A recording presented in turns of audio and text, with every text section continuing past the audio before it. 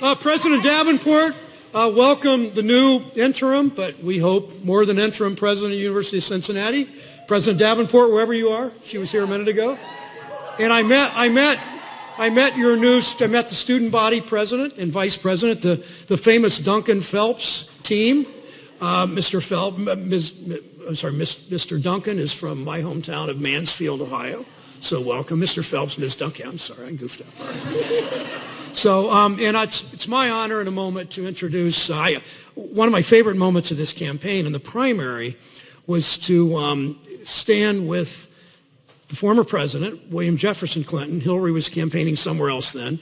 And I got to turn to him and say, no offense, Mr. President, but Hillary Clinton is the most qualified person to run for president of the United States in my lifetime.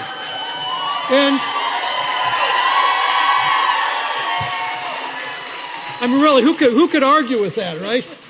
I said that. I made a mistake. You know, we do enough of this. We all make mistakes, and I've made more than a few. But I said that. I was at a Cleveland event during the primary too, and neither Hillary was not there either. I mean, she was a lot of places, but she couldn't be everywhere. But Chelsea was there, and I made the mistake of saying that in front of Chelsea. And I said, "Isn't that right, Chelsea?"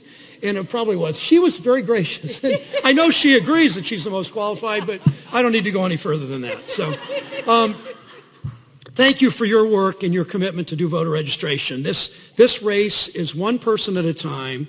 It's one conversation at a time. Sometimes it's a hard conversation you have with a brother-in-law or a parent or a next-door neighbor or a coworker. These are hard conversations.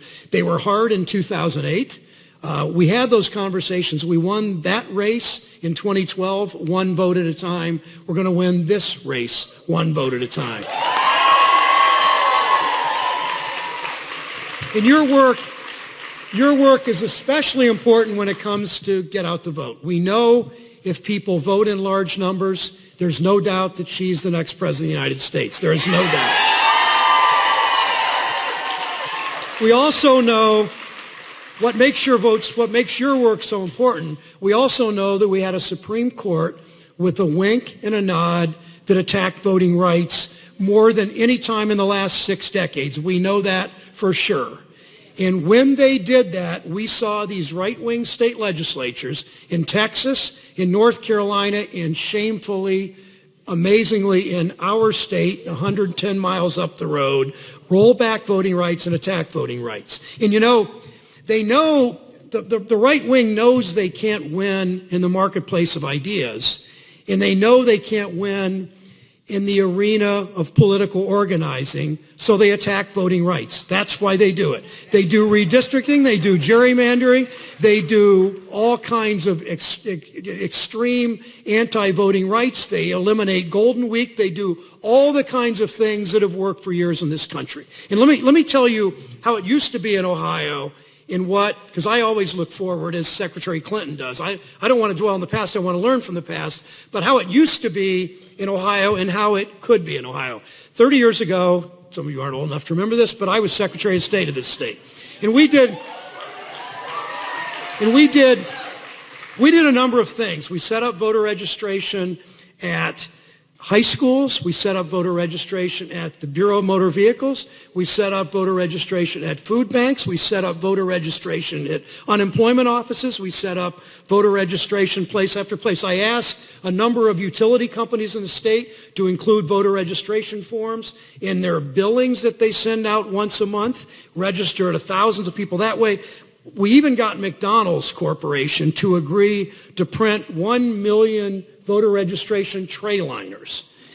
And so you could go about, Amira, I think you said since they moved the Board of Elections to a more Republican-looking area in town, which is another thing they did. Amira was telling me this. You could go to the Board of Elections in Hamilton County. You'll still see voter registration forms with ketchup stains on them, honest to God.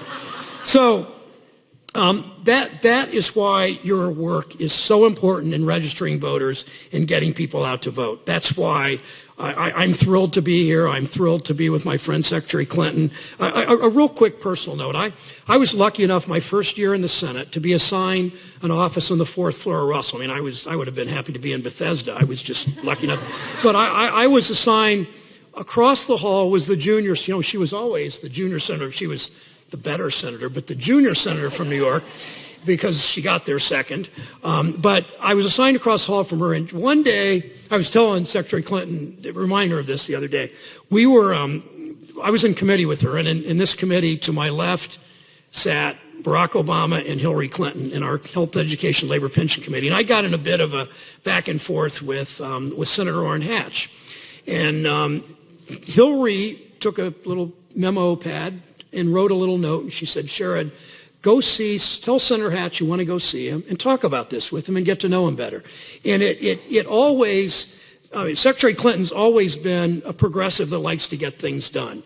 And she figures out, to get something done in the Senate, you got to find a Republican a lot of times. You can't just do as much as we want to do and as much as we want to move this country forward. You got to cajole, persuade, work with, whatever it takes. And she does that. I think she does that better than about anybody I know, and that's what's so important. And that's why I trust Secretary Clinton to fight for children and families. I trust Secretary Clinton to fight for women's health. I trust Secretary Clinton, as her speech today certainly emphasized at the NAACP, to fight for civil rights. I trust Secretary Clinton to do the right thing on trade and manufacturing and all the things that matter to our great state. So it's my honor to introduce the next President of the United States, Secretary Hillary Clinton. Wow. Yay! Thank you so much. I am so thrilled to be here with your great senator. I saw some of you yelling, I love you, to Sherrod Brown. I love him too. I think his record of service to not only Ohio, but now to the country is just extraordinary. He stands up and works for and fights for the people of this state, particularly working people, middle-class families, day in and day out. And it is such a great personal privilege to be here with him, to have worked with him, and to be his friend. So I thank him for that kind introduction. I thank him for what he did back when he was Secretary of State, what he did when he was in the Congress, and what he's doing now in the United States Senate. And I have to say, it would be great to send him a Democratic colleague. So please remember Ted Strickland. I want to thank Amira, our coordinated campaign organizer, who was out here just a little while ago introducing us, because really, I am just thrilled to see this gym packed with all of you who are interested in working with us, with Sherrod Brown and me and our campaign to register voters and get voters to understand what's at stake in this election. Now, it is clear that we have a lot of work to do. Every election is close, and we can't take anybody or any place for granted. So I'm going to do everything I can to draw the contrasts with the Republicans who are currently meeting up in Cleveland. And I think it's fair to say we're going to hear a lot about taking our country backwards, because that's really what they mean when they talk about making us great again.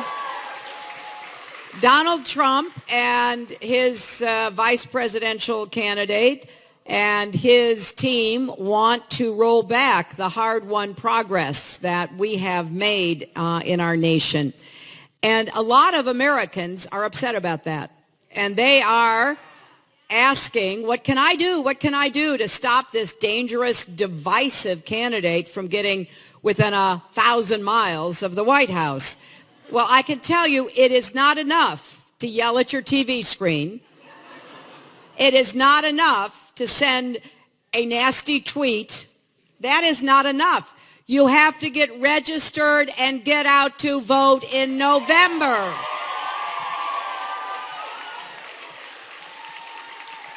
Because Sherrod and I know that if we get people registered and then persuade them to come out and vote, it won't even be close.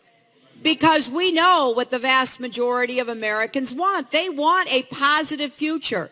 They want more good jobs with rising incomes. They want good schools with good teachers in every zip code. They want to be able to afford their health care, their prescription drugs.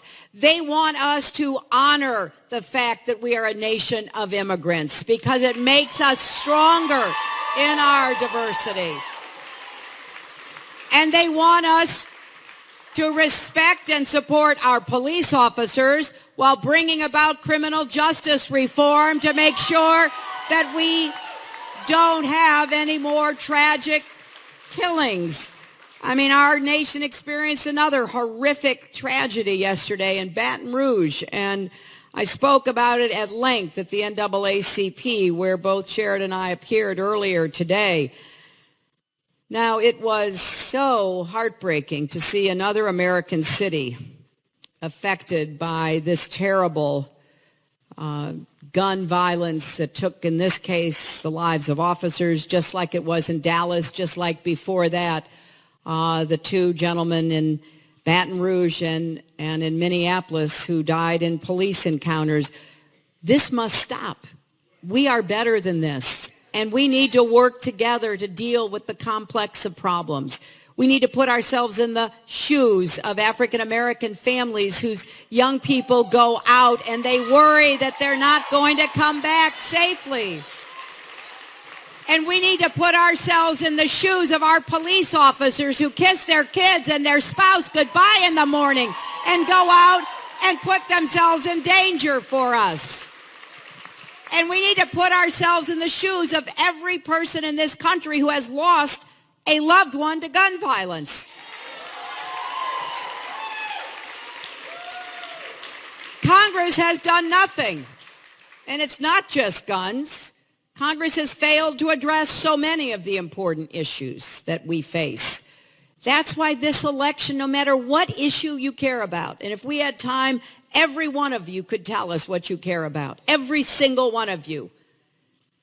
Nothing will get done if we don't band together right now and plan to turn out as many people as possible to win this election in November.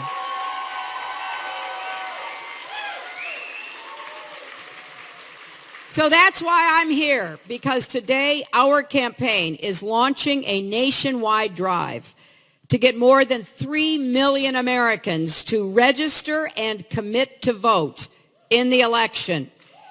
Today and in the week ahead, we are hosting more than 500 registration events, from the Detroit Eastern Market to minor league baseball games in Lancaster, Pennsylvania, to college campuses in Wisconsin. And if we cannot connect with people one-on-one, we've created an online one-stop shop voter registration tool in both English and Spanish. And I hope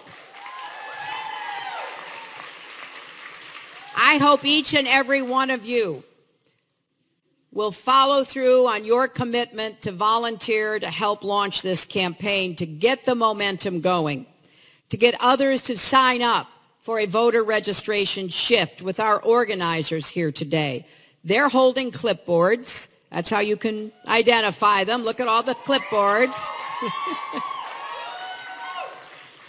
And please come to one of our offices in Walnut Hills or Woodlawn and bring friends. Bring 5 friends if you can. And I want you to hear this. We are also hiring. Go to HillaryClinton.com/jobs. We are actually hiring people of all ages. As long as you can get out there and register voters, if you're interested, we want you. Because I want this to sweep Ohio. I want everybody to know we are doing this. Now, we may not end up with ketchup on the form, Sherrod, but we're going to end up, if we do this the way we're planning, with a lot of people. And that will enable us to fight for every vote in this state. And with your help, we're going to win it because we are stronger together. And I believe with all my heart that America's best years are still ahead of us if we do our part. And that's important for all of us, but it's particularly important for our young people. Because I want you to have the same confidence and optimism about our future that prior generations of Americans have had. That doesn't mean you don't have to work hard. Doesn't mean you don't have to be prepared to do the job that you get to do in life. But it means the jobs will be there. And they'll have rising incomes. And we will tackle this problem of inequality and get back to where we are growing the middle class, creating more pathways into a better future. That's ultimately what this is all about. Register voters so that we can get them to the polls, so that we can win in November, and then we can get to work to make sure America has the future that every one of us deserve. Thank you.